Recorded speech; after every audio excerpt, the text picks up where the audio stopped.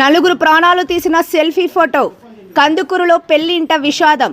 పెళ్లికి వచ్చిన బంధువులు తుంగభద్ర నదికి స్నానానికి వెళ్లి నలుగురు దుర్మరణ.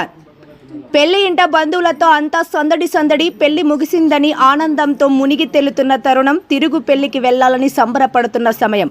తిరుగు పెళ్లి ఇంకా జరగకముందే, పెళ్లి పందిరి తీయకముందే స్నానానికని తుంగభద్ర నదికెళ్లి సెల్ఫీ ఫోటో తీసుకునే క్రమంలో ప్రమాదవశాత్తు నదిలోకి జారిపడి నలుగురు మృత్యువాత పడటంతో పెళ్లి ఇంట విషాదం చోటు చేసుకున్న సంఘటన కొసిగి మండలం కందుకూరు గ్రామంలో శుక్రవారం నాడు చోటు చేసుకుంది.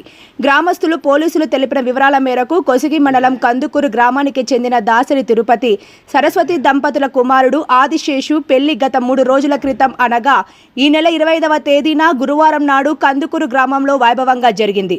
పెళ్లి కోసమని పెళ్లి కుమారుడి తరపున దగ్గరి బంధువులు కర్ణాటక రాష్ట్రం రాయచూరు జిల్లా మాన్వి తాలూకా కురిడి గ్రామం నుండి గత 4 రోజుల క్రితం రావడం జరిగింది. పెళ్లి ముగిసిన తిరుగు పెళ్లికి పెళ్లి కుమార్తె ఊరికి వెళ్లాలని కందుకూరులోనే ఉండిపోయారు.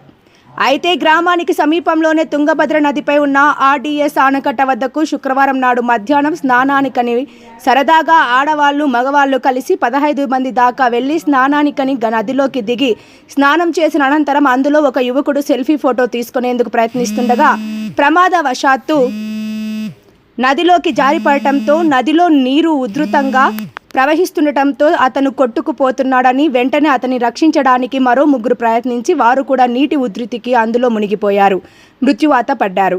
మృతుల్లో కురిడి గ్రామానికి చెందిన దాసరి రత్నమ్మ 26 సంవత్సరాలు, దాసరి ఉమావతి అలియాస్ సంగీత 28 సంవత్సరాలు, దాసరి శివానంద 20 సంవత్సరాలు, దాసరి మహంతేష్ 20 సంవత్సరాలు. ఒకే గ్రామానికి చెందిన నలుగురు ఒకేసారి చనిపోవడంతో పెళ్లింట విషాదంలో పాటు కందుకూరు గ్రామంలోనూ కర్ణాటకలోని కురిడి తీవ్ర విషాదం చోటు చేసుకుంది. దీంతో తుంగభద్ర నది తీరంలో ఆర్తనాదాలు మిన్నంటాయి. విషయం తెలుసుకున్న DSP Bhargavi, Kosigi CI Manjunath, SI Ramesh Reddy సంఘటన స్థలం చేరుకొని జరిగిన సంఘటన గురించి అడిగి తెలుసుకుని కేసు నమోదు చేసుకుని పోస్టుమార్టం నిమిత్తం మృతదేహాలను ఆదోని ఆసుపత్రికి తరలించారు. ఒక సెల్ఫీ ఫోటో కోసం 4 ప్రాణాలు కోల్పోవడంతో మండలంలో ఈ సంఘటన చర్చనీయాంశంగా మారింది.